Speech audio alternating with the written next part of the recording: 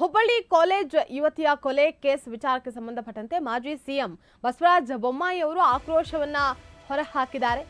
ನೇಹಾ ಹಿರೇಮಠ್ ಕೊಲೆ ಏನಿದೆ ಅದು ಆಘಾತಕಾರಿ ಘಟನೆ ಅಂತ ಹೇಳಿ ಮಾಜಿ ಮುಖ್ಯಮಂತ್ರಿ ಬಸವರಾಜ ಬೊಮ್ಮಾಯಿ ಅವರು ಹೇಳಿಕೆಯನ್ನು ಕೊಟ್ಟಿರುವಂತಹದ್ದು.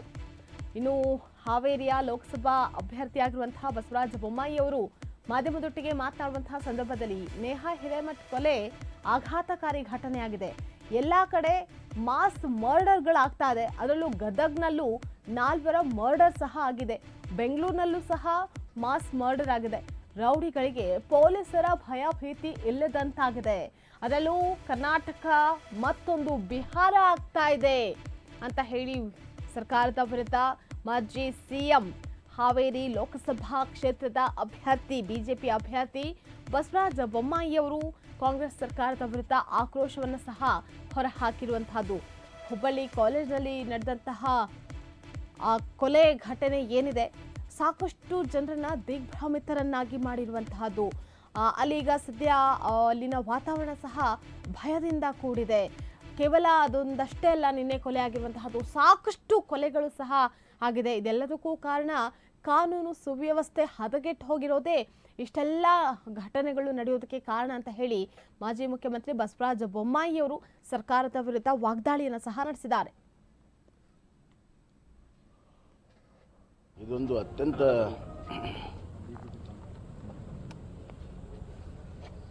ದುಃಖಕರ ಮತ್ತು ಆಘಾತಕರವಾದಂಥ ಒಂದು ಘಟನೆ. ಬಹುತೇಕವಾಗಿ ಯಾರೂ ಕೂಡ ಊಹಿಸಿಲ್ಲ. ನನಗೆ ನೆನಪಿನ ಪ್ರಕಾರ ಕಾಲೇಜ್ ಕ್ಯಾಂಪಸ್ಸಲ್ಲಿ ಹಾಡೇ ಹಗಲು ಎಲ್ಲರ ಎದುರುಗಡೆ ಈ ಥರ ಚಾಕು ಇರಿದು ಮರ್ಡರ್ ಮಾಡುವಂಥ ಘಟನೆ ಹುಬ್ಬಳ್ಳಿಯಲ್ಲಿ ಅಂತೂ ನಡೆದಿಲ್ಲ.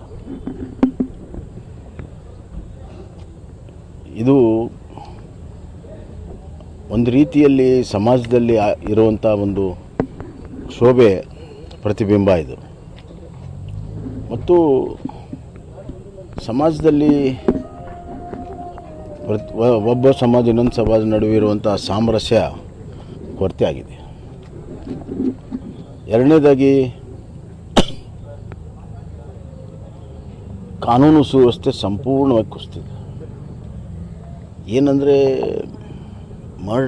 ಮಾಸ್ ಮರ್ಡರ್ ಕಾಮನ್ ಆಗಿಬಿಟ್ಟಿದೆ. ನೋಡಿ, ಇವತ್ತೇ ನೋಡಿ, ಗದಗ್ನಲ್ಲಿ ಒಂದೇ ಫ್ಯಾಮಿಲಿ 4 ಜನ ನಮ್ಮ ನಗರಸಭೆ ಉಪಾಧ್ಯಕ್ಷರು, ಅವರು ಎಂಟೈರ್ ಫ್ಯಾಮಿಲಿ ವೈಫೌಟ್. ನಿನ್ನೆ ಬೆಂಗಳೂರಿನಲ್ಲಿ ಒಂದು ಫ್ಯಾಮಿಲಿ 4 ಜನ ಅಲ್ಲಿನೂ ವೈಫೌಟ್ ಆಯಿತು. ಈ ಥರ ಹಲವಾರು ಘಟನೆಗಳು ಕಳೆದ ಹಲವಾರು ತಿಂಗಳಿಂದ ನಡೀತಾ ಇದೆ. ಏನಾಗಿದೆ ಅಂದರೆ ಕಾನೂನಿನ ಹೆದರಿಕೆ ಇಲ್ಲ, ಪೊಲೀಸರ ಹೆದರಿಕೆ ಇಲ್ಲ. ಸಮಾಜಘಾತಕ ಶಕ್ತಿಗಳು ಇವತ್ತು ಖುಲ್ಲ ಆಗಿ ಓಡಾಡ್ತಾ ಇದ್ದಾರೆ. ಪೊಲೀಸ್ ಸ್ಟೇಷನ್ದಲ್ಲಿ ಅವರಿಗೆ ರಾಜ ಮರ್ಯಾದೆ ಸಿಗ್ತಾ ಇದೆ. ಗುಂಡಾಗಳಿಗೆ, ಸಮಾಜಘಾತಕ ಶಕ್ತಿಗಳಿಗೆ ಪೊಲೀಸ್ನಲ್ಲಿ ರಾಜ ಮರ್ಯಾದೆ ಸಿಗೋದ್ರಿಂದ ಏನು ಬೇಕಾದರೂ ಮಾಡಿ ದಕ್ಕಿಸ್ಕೋಬೋದು. ಮತ್ತು ನಮ್ಮನ್ನು ದಕ್ಕಿಸ್ಕೊಳ್ಳುವಂಥ ರಾಜಕೀಯ ನಾಯಕರಿದ್ದಾರೆ ಅನ್ನುವಂಥ ಒಂದು ಭಾವನೆ ಹಿನ್ನೆಲೆಯಲ್ಲಿ ಹಲವಾರು ಘಟನೆಗಳು ನಡೆದಿದ್ದಾವೆ. ಇದು ಆ ಮಗು ಏನು ತಪ್ಪಿಲ್ಲ ಆಗಿದ್ದು. ಪರೀಕ್ಷೆ ಬರುವಂಥ ಸಂದರ್ಭದಲ್ಲಿ ಈ ಥರ ಆದರೆ ಮಕ್ಕಳಲ್ಲಿ ಯಾವ ರೀತಿ ಭಯ ಹುಡ್ತದೆ ಮತ್ತು ಪಾಲಕರಲ್ಲಿ ಮಕ್ಕಳನ್ನ ಕಾಲೇಜ್ ಕಳಿಸುವಂಥದ್ದು ಎಷ್ಟು ಸುರಕ್ಷತೆ ಅನ್ನುವಂಥ ಒಂದು ಪ್ರಶ್ನೆ ಮೂಡ್ತದೆ. ಸರ್ಕಾರ ಇದನ್ನು ಭಾಳ ಗಂಭೀರ ತಗೋಬೇಕು. ಯಾರ್ದೋ ವೈಯಕ್ತಿಕ ಸಂಬಂಧ ಅಲ್ಲ ಇದು. ಇಡೀ ಸಮಾಜಕ್ಕೆ, ಇಡೀ ನಮ್ಮ ರಾಜ್ಯಕ್ಕೆ ಸಂಬಂಧ ಇರುವಂಥದ್ದು. ನನಗನ್ನಿಸ್ತಾ ಇದೆ ಮುಖ್ಯಮಂತ್ರಿಗಳು ಒಂದು ಟ್ವೀಟ್ ಮಾಡಿ ತಮ್ಮ ಜವಾಬ್ದಾರಿ ಮುಗೀತು ಅನ್ನುವಂಥದ್ದು ಸರಿಯಲ್ಲ. ಏನೇ ಆದರೆ ಒಂದು ಟ್ವೀಟ್ ಮಾಡಿಬಿಟ್ರೆ ಮುಗೀತು ಅನ್ನುವಂಥ ಮನೋಭಾವನೆ ಇವತ್ತು ಈ ಸರ್ಕಾರಕ್ಕಿದೆ. ಇದು ಸರಿಯಲ್ಲ. ಇದರ ಹಿನ್ನೆಲೆ ಏನಿದೆ ಮತ್ತು ಅವ್ರಿಗೆ ಬೆಂಬಲ ಕೊಡ್ತಿರುವಂಥ ಶಕ್ತಿಗಳನ್ನು ಕೂಡ ದಮನ ಮಾಡಬೇಕು. ಇಲ್ಲ ಇದ್ದರೆ ಇದು ಮುಂದಿನ ದಿನಗಳಲ್ಲಿ ಸಮಾಜದಲ್ಲಿ ಭಾಳ ದೊಡ್ಡ ಒಂದು ಸಂಘರ್ಷಕ್ಕೆ ನಾಂದಿ ಆಗುತ್ತೆ. ಇದನ್ನು ಒನ್ ಆಫ್ ಕೇಸ್ ಅಂತ ತಗೋಬಾರ್ದು. ಇದರ ಹಿಂದಿರುವಂಥ ಪರಿಣಾಮಗಳು, ಮುಂದಾಗುವಂಥ ಪರಿಣಾಮಗಳು ಬಹಳ ಮುಖ್ಯ. ಅದಕ್ಕೆ ನನಗನ್ನಿಸ್ತಾ ಇದೆ ಇದು ಉನ್ನತ ಮಟ್ಟದ ತನಿಖೆ ಆಗಬೇಕು. ಹುಬ್ಬಳ್ಳಿಯಲ್ಲಿ ಕಾರ್ಪೊರೇಟರ್ ಪುತ್ರಿ ಹತ್ಯೆ ಪ್ರಕರಣದ ವಿಚಾರಕ್ಕೆ ಸಂಬಂಧಪಟ್ಟಂತೆ ಗೃಹ ಸಚಿವರಾದಂತಹ ಡಾಕ್ಟರ್ ಜಿ ಪರಮೇಶ್ವರ್ ಅವರು ಕೂಡ ರಿಯಾಕ್ಟ್ ಅನ್ನು ಮಾಡಿದ್ದಾರೆ. ಆರೋಪಿ ಫಯಾಜ್ಗೆ 14 ದಿನಗಳ ಕಾಲ ನ್ಯಾಯಾಂಗ ಬಂಧನವನ್ನು ವಿಧಿಸಲಾಗಿದೆ. ಆರೋಪಿಯನ್ನ ಕೋರ್ಟ್ ಮುಂದೆ ಹಾಜರುಪಡಿಸಿರುವಂತಹದ್ದು ಖಾಕಿ ಪಡೆ. ಇನ್ನು 1ನೇ ಜೆಎಂಎಫ್ಸಿ ನ್ಯಾಯಾಲಯದಿಂದ ಆದೇಶ ಸಹ ಹೊರಬಿದ್ದಿರುವಂತಹದ್ದು. 14 ದಿನಗಳ ಕಾಲ ನ್ಯಾಯಾಂಗ ಬಂಧನಕ್ಕೆ ಕೋರ್ಟ್ ಆದೇಶವನ್ನ ನೀಡಿದೆ.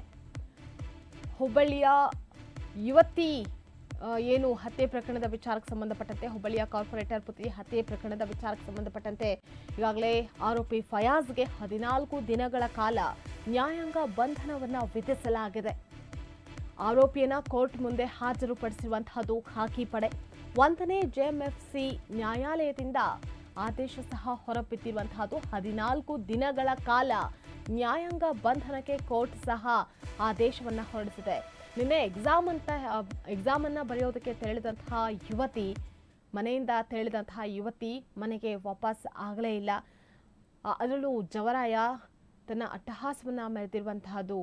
ಮನೆಗೆ ಹಿಂತಿರುಗಬೇಕಾದಂತಹ ಯುವತಿಯನ್ನ ಫಯಾಜ್ ಚಾಕುವಿನಿಂದ ಇರಿದು ಕೊಲೆಯನ್ನ ಮಾಡಿರುವಂತಹ ಘಟನೆ ಇದಾಗಿರುವಂತಹದ್ದು. ಇನ್ನು ಆರೋಪಿ ಫಯಾಜ್ನನ್ನ ಪೊಲೀಸರು ಈಗಾಗಲೇ ಬಂಧನಕ್ಕೆ ಒಳಪಡಿಸಿದ್ರು. ಜೊತೆಗೆ ಆರೋಪಿಯನ್ನ ಇವತ್ತಿಗೂ ಕೋರ್ಟ್ಗೂ ಸಹ ಹಾಜರುಪಡಿಸಿದ್ರು. ನ್ಯಾಯಾಂಗ ಬಂಧನವನ್ನ ವಿಧಿಸಲಾಗಿದೆ.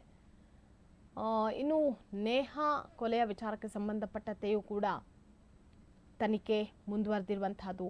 ಫಯಾಜ್ ನೇಹಾಳನ್ನ ಯಾವ ಕಾರಣಕ್ಕೆ ಕೊಲೆಯನ್ನ ಮಾಡ್ದ, ಇಲ್ಲಿ ಪ್ರೀತಿ ವಿಚಾರವೇ ಪ್ರಮುಖವಾಗಿತ್ತ ಅಥವಾ ಇದು ಬೇರೆಯ ಹಾದಿ ಏನಾದರೂ ಇತ್ತಾ ಅನ್ನೋದರ ಕುರಿತಾಗಿಯೂ ಕೂಡ ಸಾಕಷ್ಟು ಆಯಾಮಗಳಲ್ಲಿ ತನಿಖೆಯನ್ನು ಪೊಲೀಸರು ಈಗಾಗಲೇ ಮಾಡೋದಕ್ಕೆ ಮುಂದಾಗ್ತಾ ಇರುವಂತಹದ್ದು.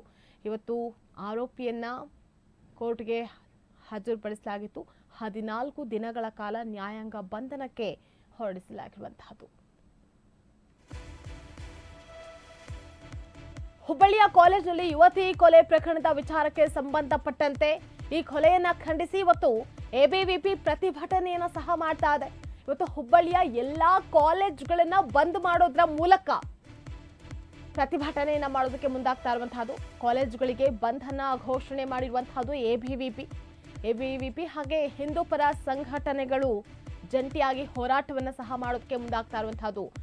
ಈಗಾಗಲೇ ನೇಹಾ ಕೊಲೆಯ ವಿಚಾರಕ್ಕೆ ಸಂಬಂಧಪಟ್ಟಂತೆ ಎಲ್ಲೋ ಒಂದ್ ಕಡೆ ಯುವತಿಯರಲ್ಲಿ ಸಹಜವಾಗಿ ಆತಂಕ ಅನ್ನುವಂತಹದ್ದು ಹಾಕಿರುತ್ತೆ. ಕಾಲೇಜ್ ಕ್ಯಾಂಪಸ್ ಎಷ್ಟು ಸೇಫ್, ಜೊತೆಗೆ ಇಂತಹವರ ಪುಂಡಪೋಕಿಗಳ ಎಂಟ್ರಿಯಿಂದ ಇಂತಹ ದುರ್ಘಟನೆಗಳು ಸಹ ಸಂಭವಿಸಿರುವಂತಹದ್ದು. ಒಂದೆಡೆ ಕಾನೂನು ಸುವ್ಯವಸ್ಥೆ ಹದಗೆಟ್ಟು ಹೋಗಿದೆ ಅಂತ ಹೇಳಿ ಒಂದು ಮಾತು ಕೇಳಿ ಬರ್ತಾ ಇದ್ರೆ, ಮತ್ತೊಂದೆಡೆ ಈ ಕೊಲೆಯ ವಿಚಾರಕ್ಕೆ ಸಂಬಂಧಪಟ್ಟಂತೆ ಹುಬ್ಬಳ್ಳಿ ಕಾಲೇಜಿನಲ್ಲಿ ಯುವತಿಯ ಕೊಲೆ ವಿಚಾರಕ್ಕೆ ಸಂಬಂಧಪಟ್ಟಂತೆಯೂ ಕೂಡ ಈ ಕೊಲೆಯನ್ನ ಖಂಡಿಸಿ ಎಬಿವಿಪಿ ಪ್ರತಿಭಟನೆಯನ್ನ ಸಹ ಮಾಡೋದಕ್ಕೆ ಬೀದಿಗಿಳಿದಿದೆ. ಹುಬ್ಬಳ್ಳಿಯ ಎಲ್ಲಾ ಕಾಲೇಜ್ಗಳನ್ನ ಬಂದ್ ಮಾಡೋದ್ರ ಮೂಲಕ ಈಗಾಗಲೇ ಬಂದ್ಗೂ ಸಹ ಘೋಷಿಸಿರುವಂತಹದ್ದು ಎಬಿವಿಪಿ ಮತ್ತೆ ಹಿಂದೂ ಪರ ಸಂಘಟನೆಗಳು ಹೋರಾಟವನ್ನ ಮಾಡೋದಕ್ಕೆ ಮುಂದಾಗಿರುವಂತಹದ್ದು. ನೀವು ಸಹ ಒಂದು ವಿಂಡೋದಲ್ಲಿ ಗಮನಿಸ್ತಾ ಇದ್ದೀರಾ. ಈಗಾಗಲೇ ಎಬಿವಿಪಿ ಪ್ರತಿಭಟನೆಯನ್ನ ಆರಂಭ ಮಾಡಿದೆ. ಜೊತೆಗೆ ಆಕ್ರೋಶವನ್ನು ಸಹ ಹೊರಹಾಕ್ತಾ ಇರುವಂತಹದ್ದು. ಇನ್ನು ಇದಕ್ಕೆ ಸಾಥನ್ನ ಕೊಟ್ಟಿರುವಂತಹದ್ದು ಹಿಂದೂ ಪರ ಸಂಘಟನೆಗಳು. ಇನ್ನು ಪ್ರಮೋದ್ ಮುತಾಲಿಕ್ ಅವರು ಸಹ ಈಗಾಗಲೇ ಸ್ಥಳಕ್ಕೆ ಆಗಮಿಸಿದ್ದಾರೆ. ಅವರು ಸಹ ಈ ಕೊಲೆಯನ್ನ ಖಂಡಿಸಿ ಪ್ರತಿಭಟನೆಯನ್ನ ಮಾಡೋದಕ್ಕೆ ಮುಂದಾಗಿರುವಂತಹದ್ದು.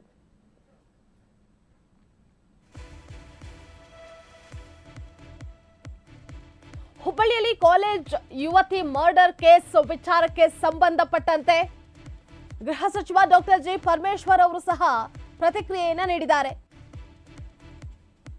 ಇನ್ನು ಮೃತ ಯುವತಿ ಏನಿದ್ದಾಳೆ, ಹಂತಕನ ಒಟ್ಟಿಗೆ ಕೆಲಸವನ್ನ ಮಾಡ್ತಿದ್ರು ಅನ್ನೋದ್ರ ಬಗ್ಗೆ ಕೂಡ ಹೇಳಿಕೆಯನ್ನ ಕೊಟ್ಟಿದ್ದಾರೆ.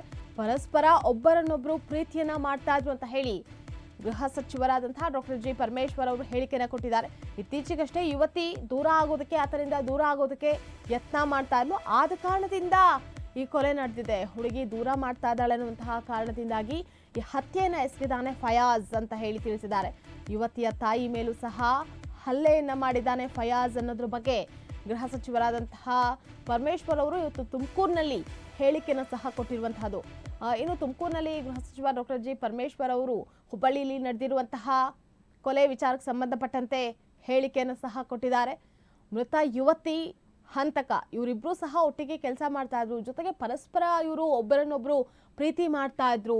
ಇತ್ತೀಚಿನ ದಿನಗಳಲ್ಲಿ ಯುವತಿ ಆತನಿಂದ ದೂರ ಆಗೋದಕ್ಕೆ ಪ್ರಯತ್ನ ಮಾಡ್ತಾ ಇದ್ರು ಅನ್ನುವಂತಹ ಕಾರಣಕ್ಕಾಗಿ ಹತ್ಯೆಯನ್ನ ಮಾಡಿದ್ದಾನೆ ಫಯಾಜ್ ಅನ್ನುವಂಥದ್ದನ್ನ ಗೃಹ ಸಚಿವರಾದಂತಹ ಡಾಕ್ಟರ್ ಜಿ ಪರಮೇಶ್ವರ್ ಅವರು ಮಾಧ್ಯಮದೊಟ್ಟಿಗೆ ಮಾತಾಡುವಂತಹ ಸಂದರ್ಭದಲ್ಲಿ ಈ ಹೇಳಿಕೆಯನ್ನು ಸಹ ಕೊಟ್ಟಿರುವಂತಹದ್ದು. ಇನ್ನು ಈ ಹಲ್ಲೆ ನಡೆದಂತಹ ಸಂದರ್ಭದಲ್ಲಿ ಯುವತಿಯ ತಾಯಿ ಮೇಲೂ ಸಹ ಆತ ಹಲ್ಲೆಯನ್ನ ಮಾಡಿದ್ದಾನೆ ಅನ್ನೋದ್ರ ಬಗ್ಗೆ ಕೂಡ ಗೃಹ ಸಚಿವರಾದಂತಹ ಡಾಕ್ಟರ್ ಜಿ ಪರಮೇಶ್ವರ್ ಅವರು ಹೇಳಿಕೆಯನ್ನು ಕೊಟ್ಟಿರುವಂತಹದ್ದು.